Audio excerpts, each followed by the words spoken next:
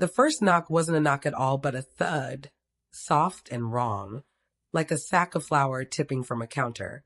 Elizabeth paused with one hand in the dishwater, listening. Outside, the wind lifted the chimes on the back porch, 3 glass notes, and a hush. Then came another sound, a scrape across the front step.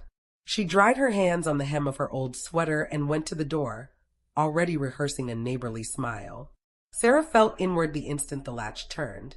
Her daughter's weight folded into Elizabeth's arms with a heat that startled her. Sarah's face was turned away, her hair stuck to her cheek in damp ropes. There was a small, neat cut on her lip, so precise it might have been drawn with a pen, and beneath one eye, a bloom of purple already flowering toward blue. The smell of stale perfume and something acrid, alcohol, fear, rose from her coat. "Close the door," Sarah whispered, or maybe her mouth only shaped it. Elizabeth nudged the door shut with her heel and guided her to the couch, each step the careful negotiation of a body that belonged to her twice. Once as the baby she carried, again as the woman she'd learned to release. "Sarah." Elizabeth's voice was a cup set gently on saucer. "I'm calling an ambulance." "No," Sarah said too quickly, and the words seemed to jolt her. She grabbed Elizabeth's wrist with cold fingers. "Please, not yet." Elizabeth saw then the rest of it. The shallow bruises along Sarah's arms, a faint crescent on her collarbone as if a ring had bit into skin, the stiff way she drew breath. Panic bucked in Elizabeth's chest, a creature she could either cage or ride. She chose the cage. "Okay," she said. "Okay, tea first." In the kitchen, her hands knew the choreography. Kettle, gas, mugs, the honey jar with its sticky lid.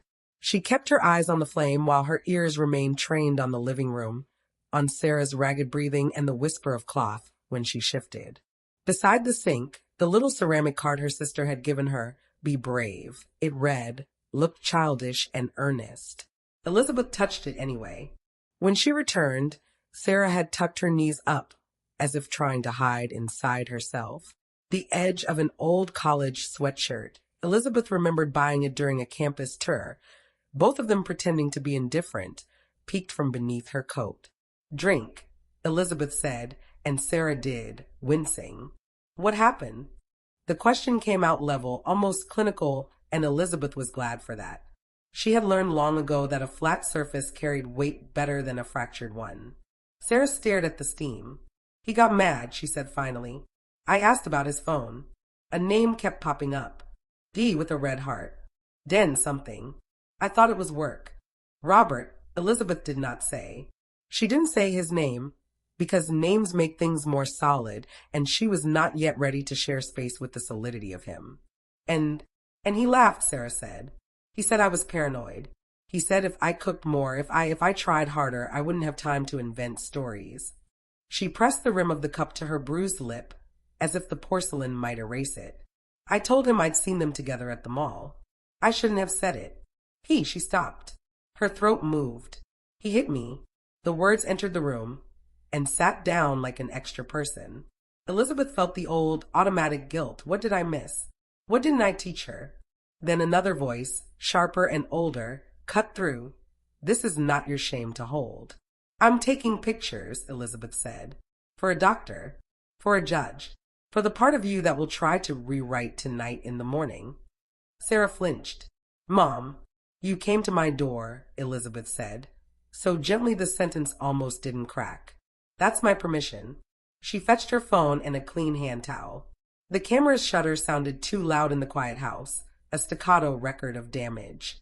Sarah kept her face turned slightly aside, letting Elizabeth work without looking her in the eyes. The bruises along her ribs were the faint yellow of an old apple pressed too long in a lunchbox. Fresh marks laddered her upper arm where fingers had clamped and dragged. "Tell me if I hurt you." "You won't," Sarah said, and something in Elizabeth gave way at the certainty of it.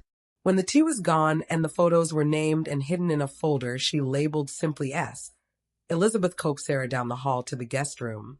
She changed the pillowcase, smoothed the sheet, closed the curtains against the night. The small lamp cast a cone of light over the quilt Sarah's grandmother had stitched, triangles and squares marching in patient rows. While Sarah slept, a shallow, twitching sleep, Elizabeth sat on the floor beside the bed and watched the rise and fall of the covers the way she had when fever took the child long ago. Sometime after midnight, the dogs started barking.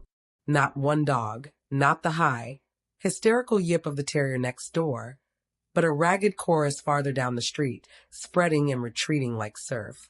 Then came the motorcycles, 2, maybe 3 engines idling in the cul-de-sac long enough to send a stain of sound through the blinds. Elizabeth's neighborhood was the kind where people waved and returned your Christmas tins. That didn't make it safe, only polite. She stood and padded to the living room. Through the peephole, she saw only the blank wash of the porch light on railings and the bluish shape of the hydrangea by the stairs. The machines revved once, a flexing of muscle, and then rolled away. Her fingers were damp on the knob. At 2, the first knock arrived. 3 slow taps. Deliberate, using the knuckles of someone who believed they were expected. Elizabeth didn't breathe. The knock came again, harder now. She slipped to the hall and listened for Sarah, still sleeping, an exhausted drift. The third round of knocks thudded into the wood, then ceased. Elizabeth counted to 60 twice. Only when the house returned to its ordinary creaks did she let the air leave her lungs. By morning the knocks felt almost imaginary, the way a nightmare dissolves under coffee. Elizabeth simmered chicken in a pot, the smell winding through the rooms like an old lullaby. When Sarah sat up, stiff and swollen, Elizabeth brought her the bowl and spooned broth to her mouth like a priestess giving communion. "We're going to see someone," Elizabeth said. "A doctor, yes, and a counselor. We'll pick the ones who tell the truth." Sarah's eyes filmed. "I hate that this is my life." "It isn't," Elizabeth said. "It's a room you're passing through. We'll mark the door so you don't return."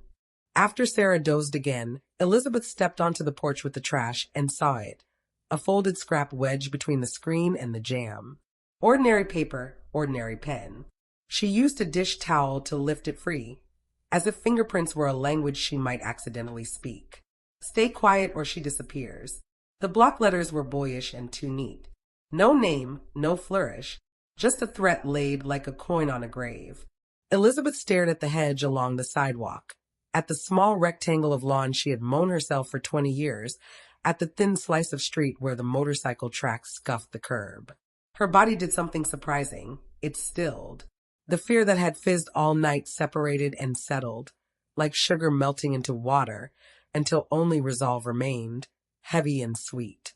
She slid the note into a plastic sandwich bag and wrote the date along the edge in permanent marker.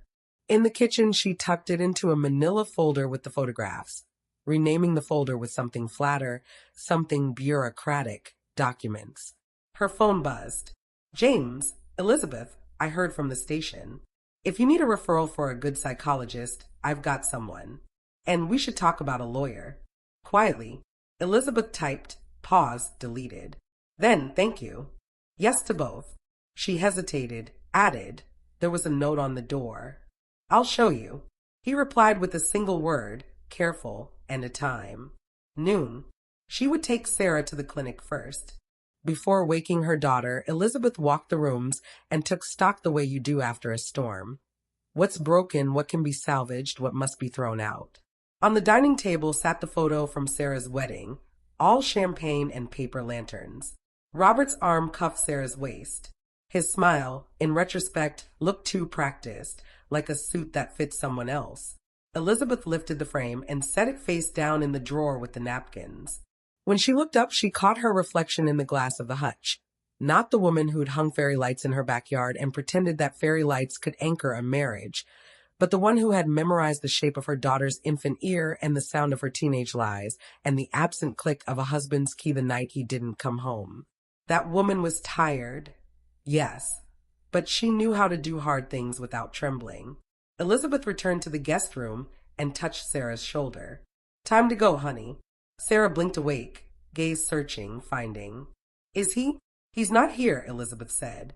"And he won't be. Eat your toast. Then we'll get you stitched where you need stitching. And we'll start the part where everything he took gets returned." "Returned?" Sarah echoed, skeptical, aching. "Your voice," Elizabeth said. "Your sleep. Your name said without apology. In the driveway. The morning had the brittle brightness of winter pretending to be spring. The hydrangea bush rustled, nothing more. Elizabeth helped Sarah into the passenger seat and buckled her in, a domestic motion so familiar it made her throat ache. As she rounded the hood, she paused and looked back at the front door, at the place where the note had been, at the door that had opened to receive a collapsing child and would, in time, open again to let a different woman walk out. The engine turned over. Elizabeth eased the car into the street, hands steady at 10 and 2. Behind them, the house settled into its silence. Ahead, the clinic's brick facade rose clean against the sky. Between those 2 points, Elizabeth decided something simple and unshakable. She would not be the one to knock next time. She would be the one who opened. By 8, the apartment smelled like poached chicken and bay leaves. I skimmed the fat with the edge of a spoon the way my mother taught me. Quiet motions for a loud heart. Sarah sat at the table in an old sweatshirt, sleeves pulled over the purpled half-moons on her wrists. Her lip had split again in the night. She dabbed it with a napkin and tried to smile like it didn't hurt. 3 spoons, I said, nudging the bowl closer. Doctor's orders. Mine. She obeyed, not because she was hungry, but because we both needed a rule to hold. The city outside was Saturday, noisy, dogs, a delivery truck grinding its gears, someone arguing into a phone beneath our window. But inside we handled everything as if the walls were asleep. When she pushed the bowl away, I set a small mirror beside her hand. Let's photograph it now, I said, keeping my voice steady. Before the swelling changes. Her eyes flicked to the mirror, then to me. Shame has a way of pretending to be consent. Do we have to? We do, I answered, and I hated that I was right. I documented the damage the way a claims adjuster would. Angles, timestamps, a note about the bruising on her ribs where breath still caught. The last photo was of the chipped nail polish on her left thumb. I didn't intend to take it. My fingers just kept moving. It felt important to capture something that wasn't broken. Miss Camilla from 3B knocked once and slipped a USB drive under the door. Her hallway camera caught the scene from last night. Headlights stuttering. The door, the way Sarah folded toward me like a cut rope. I slid the footage into a folder marked with today's date and a dull word, evidence. I told myself the folder name mattered. If we stayed clinical, maybe the grief would wait its turn. By 10 we were in the rideshare, heading across town to Dr. Annias Quiroga, the trauma therapist James recommended with the kind of seriousness men usually save for funeral arrangements. Sarah kept the hood up. I watched the city pass in reflections. Pawn shops and a bakery, a woman sweeping a stoop with more vigor than the dirt deserved. When we stopped at a light, a man on a motorcycle revved hard, the sound splitting the morning. Sarah flinched so sharply I wanted to throw the whole street into a jar and screw on the lid. Quiroga's waiting room was designed to make people breathe. Plants, water sound, a bowl of peppermint candies that tasted like childhood. The receptionist spoke softly, as if we were all recovering from the same storm. Inside the office, the doctor did not ask what happened. He said, "You are safe here. Start wherever your body lets you." Her body chose the floor first. Tears without noise. Then the couch. Then words. Not all of them. There are always pieces that refuse daylight, but enough. He didn't blink at the uglier parts. He gave Sarah a small, square card with a crisis number and another with a sentence printed in clean, black type. You are not too late for your own life. When the door closed behind her for the individual session, I sat in the waiting room and relearned how to inhale. The foam buzzed against my palm like a trapped moth. Ramiro Alcazar, my father's old friend, the man who filed deeds like other people file Christmas cards. "Senora," he said, skipping hello, "I need you to listen." The paper-thin calm I'd built went transparent. He'd been checking county records as a favor because he knew Robert by reputation and because I had asked weeks ago in a voice that already knew the answer would hurt. A transfer had been recorded. The little parcel of scrubland my father left me, worthless to anyone except a man who wanted leverage. The grantee's name was a stranger's. The notary was not. "It's a quitclaim," Ramiro said. "Signed 3 weeks ago. Witnessed by a clerk who notarizes half the city. Problem is, her stamp expired last year." And the signature, Elizabeth, he trailed off. Not mine, I said. I compared it to your mortgage doc. It's an imitation, but whoever did it has practiced. Send me the scans. I'll bike them over in an hour. And no more phones for anything sensitive. If he's bold enough to file this, he's listening for your footsteps. When Sarah returned, her eyes were less glassy and more present. She'd left with a breathing exercise in her pocket and an appointment for Tuesday. I paid at the desk, even though money felt like a language from another continent. In the car home, she leaned her head on the window and watched a girl on a scooter chase a ribbon of sunlight down the block. For 3 whole seconds, my daughter's mouth remembered how to curve. Ramiro arrived before the soup cooled. He laid the papers out on the kitchen table with the ceremony of a priest, glasses sliding to the end of his nose. Here, he said, tapping the signature. See the E. Yours hooks, this one spikes. And the capital S in Salgado, that's your Zeta. He uses it like ornament. Amateur bravado. Denny, I caught myself. It was the name on the deed. The woman I had seen once on Robert's arm at a fundraiser, laughing into her wine like she understood the joke was us. Denise Salgado, Ramiro finished. A paralegal. Bounced between firms. If she's real, she's in over her head. If she's not, he's using her as a mask. We photographed the documents, then I slid them into a manila envelope already holding last night's USB and a printout of text messages Sarah had once been afraid to show me. I labeled this folder for James. Then I made a second, thinner one labeled for court because hope is not a plan and plans require duplicates. After Ramiro left, the apartment seemed to grow a spine. I took every battery out of every smoke detector and replaced it. Silly, ordinary defiance, but it kept my hands busy. I checked the deadbolt twice. I hid the envelope behind the cookbooks, then moved it again because I'm a mother and misdirection is a skill you develop when you wrap presents in November. An envelope slid under the door. The handwriting was Robert's. Blocky, impatient. Shut your mouth or you will lose her. The L in lose looped back on itself like a noose. I sat down. I did not cry. I wanted to tear the message into confetti and feed it to the sink, but there are artifacts a judge needs to see whole. I slipped it into the evidence folder with a gloved hand from the cleaning caddy, then photographed the front and back. When I texted James the picture, he called immediately. Good, he said after a quiet curse. Now we stop reacting. We move. Denise is scared of exposure. If she flips, he loses his mask. I'll reach out discreetly. Discreetly, I repeated, tasting how thin the word was. Elizabeth, he paused. The first time he'd said my name, like that was the day he told me there were 2 kinds of help. The kind that shows up with casseroles and the kind that shows up with case law. You did the right thing bringing Sarah today. You're doing the right thing now. After Sarah fell asleep on the couch, I opened my father's old tackle box where I keep the kinds of documents that don't belong in pretty files.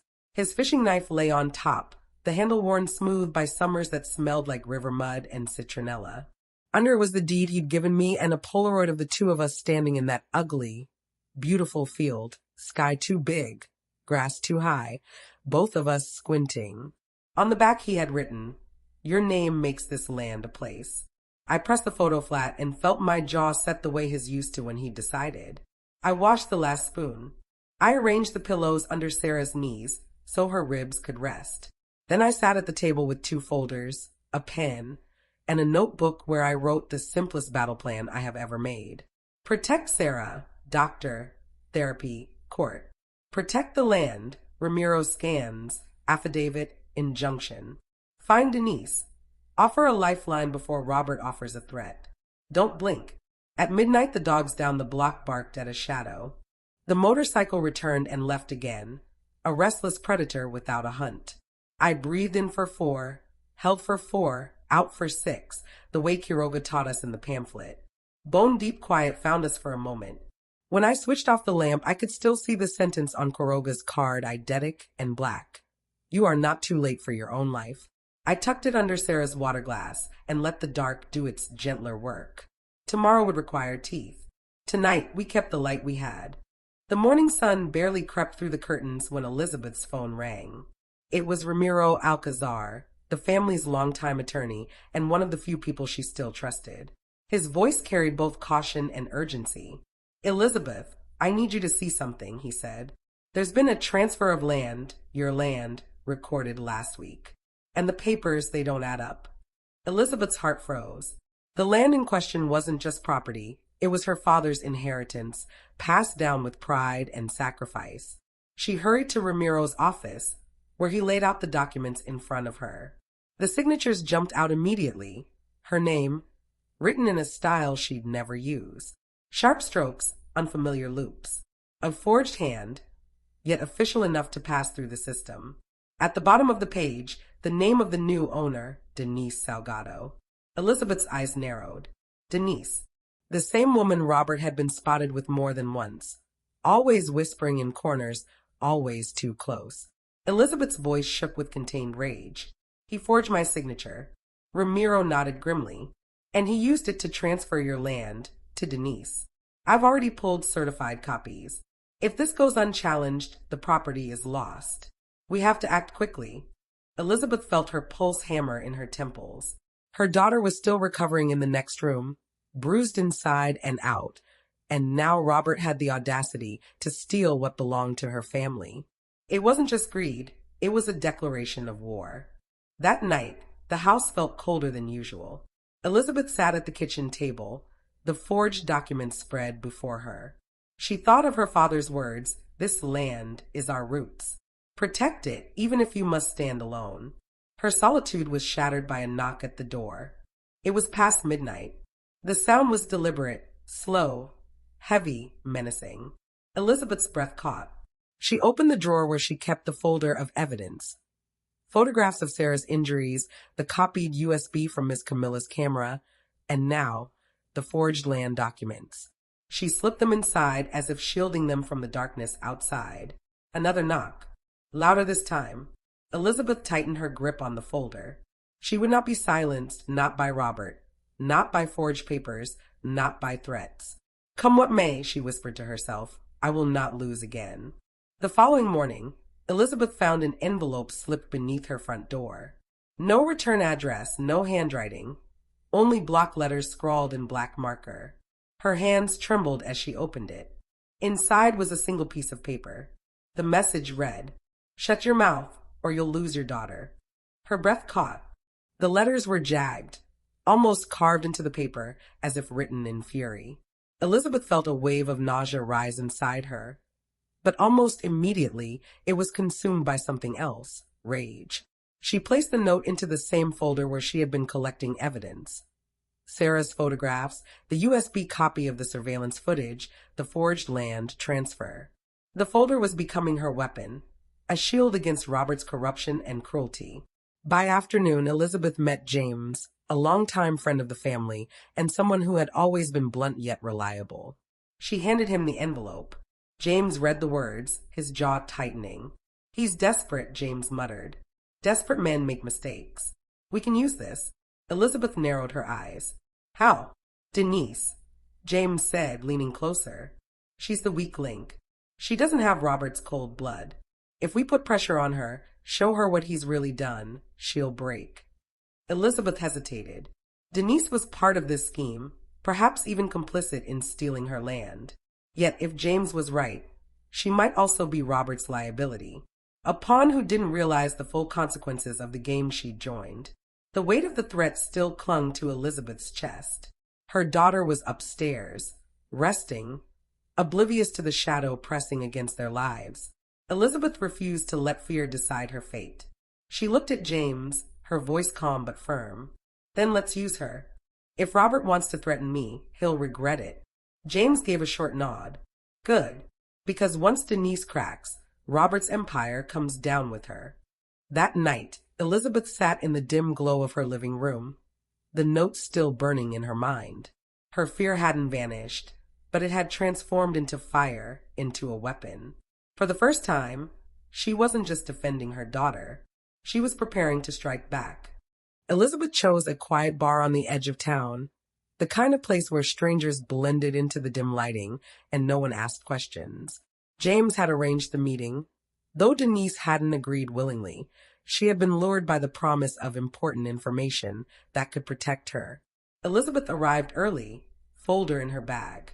Her heart pounded, but her face remained composed. She knew she couldn't afford to look weak. Not now.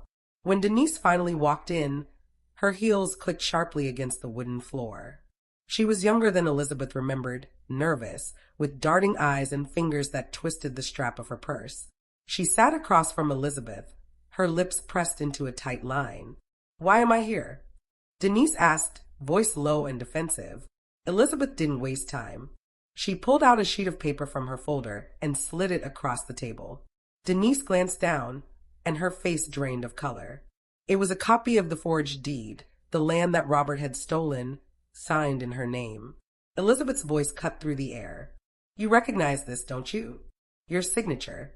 The one Robert told you would be harmless." Denise's hands trembled. I don't. Don't lie." Elizabeth snapped, leaning forward. "I know what he's been doing, and I know he's been using you to do it. Do you think he'll protect you when it all collapses?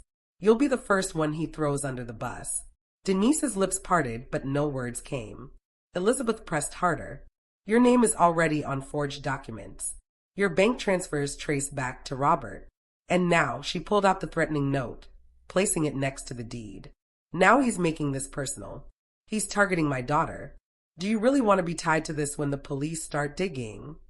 Denise's eyes widened as the reality hit. Her voice broke. "I didn't know it would go this far. He told me it was just paperwork. Just favors."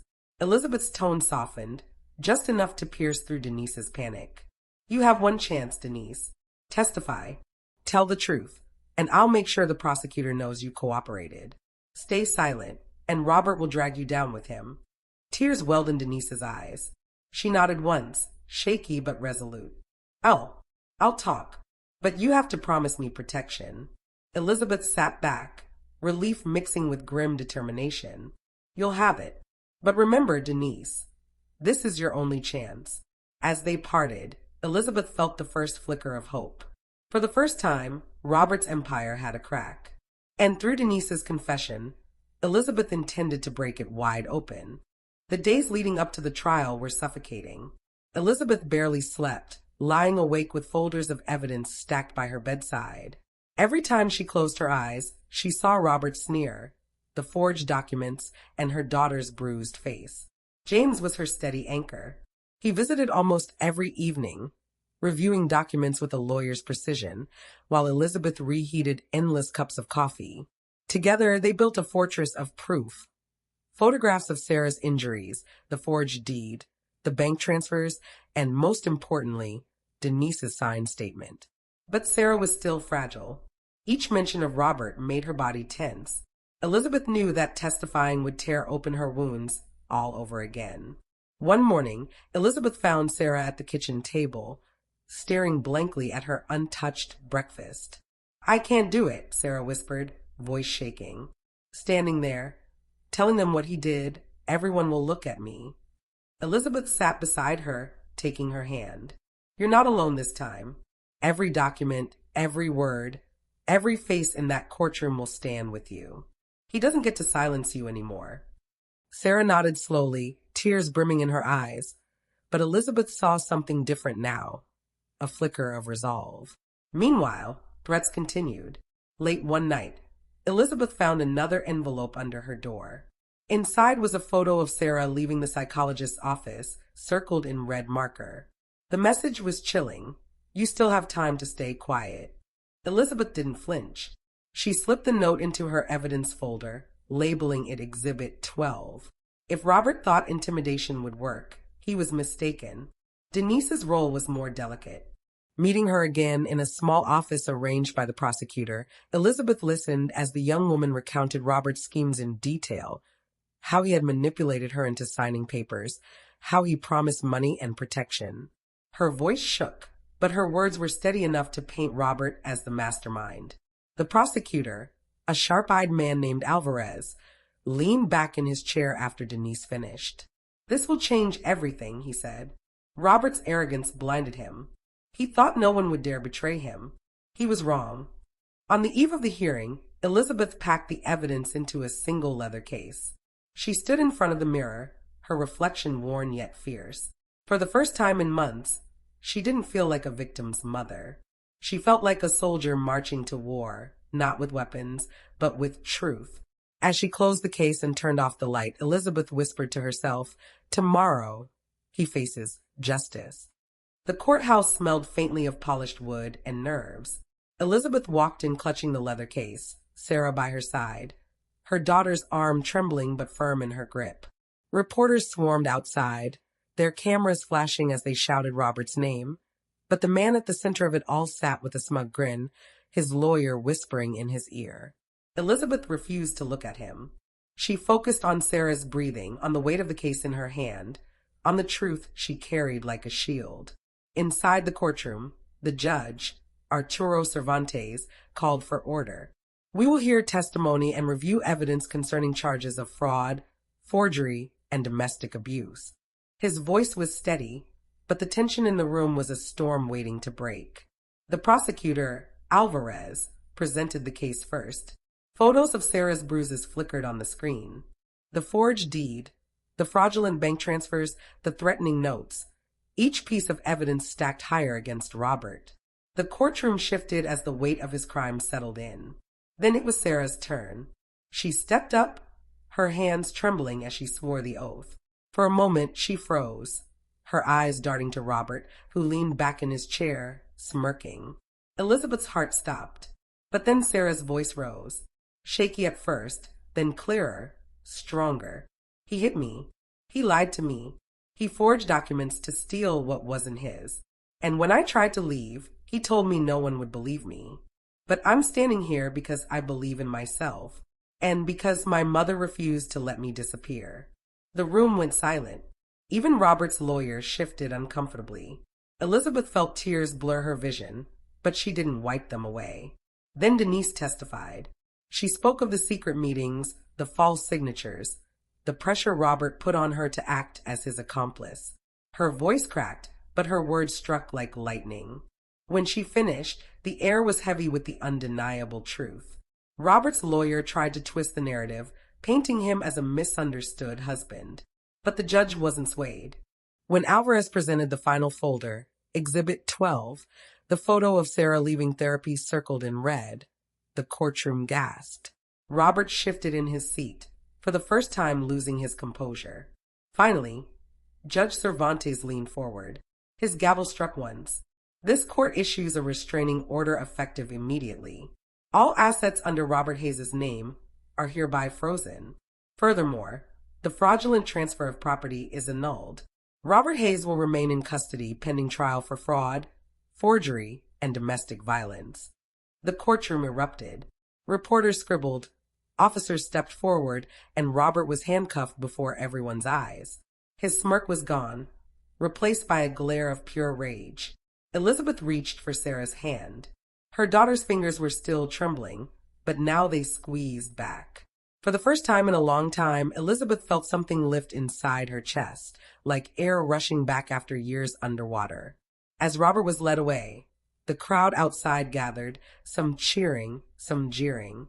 Flashbulbs went off, capturing the moment that had once seemed impossible. Elizabeth whispered to Sarah, "It's not the end, but it's a beginning."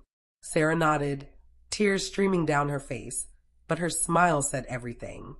The courthouse doors closed behind them, and for the first time in months, Elizabeth felt the air on her face without fear pressing down on her chest. Reporters shouted questions, cameras flashed, but none of it mattered. What mattered was Sarah, standing beside her, fragile but unbroken. They walked home in silence that evening. The streets looked different, lighter somehow. Even the neighbors, once hesitant and whispering, now greeted them with cautious smiles. Miss Camilla came by with a tray of sweet bread, pressing it into Sarah's hands. "You're stronger than you know, dear," she whispered before leaving. The first nights were hard. Sarah would wake up gasping, sweat clinging to her skin, eyes darting as though Robert's shadow still lingered. Elizabeth would hold her close, reminding her softly, "He's gone. You're safe now." Sometimes the words worked, sometimes they didn't, but they kept saying them until they began to feel true. Elizabeth made therapy a routine. Twice a week, Sarah sat with Dr. Quiroga, slowly unpacking the years of bruises, both on her body and in her heart. One morning, Sarah came back humming under her breath while stirring soup in the kitchen. It was such a small thing, but Elizabeth nearly cried. The melody meant hope. Months passed, and healing came in fragments. Sarah stopped covering her face in public. She started walking to the corner market alone. She laughed more. And then one afternoon, she came home with papers in her hand and a grin so wide it filled the room. "I got the job," she said breathlessly. "Accounting firm. Downtown." Elizabeth hugged her, holding her daughter the way she had when she was a little girl showing her drawings. For the first time, Sarah's eyes were filled not with fear, but with future. The town, too, began to change. Women who had kept their silence approached Elizabeth quietly, at the market, at the bus stop, outside church. "Because of you," they said. "Because you didn't give up." Elizabeth realized she had become more than a mother. She was a voice for others who had been unheard. One evening, standing on the balcony of their small new apartment, Elizabeth looked at the glowing city lights with Sarah by her side. The fear was not gone entirely, maybe it never would be, but something stronger had replaced it: peace. Sarah slipped her arm through her mother's. "Do you think we'll ever stop feeling haunted by him?" she asked softly. Elizabeth shook her head. "Maybe not. But being haunted means we survived. And surviving means we get to choose what comes next." The sound of laughter floated up from the street. Life was moving forward, carrying them with it. As the bells of the old church chimed in the distance, Elizabeth whispered to herself, "The greatest victory isn't revenge. It's giving my daughter back her tomorrow." And with that, the story closed, not with bitterness, but with hope.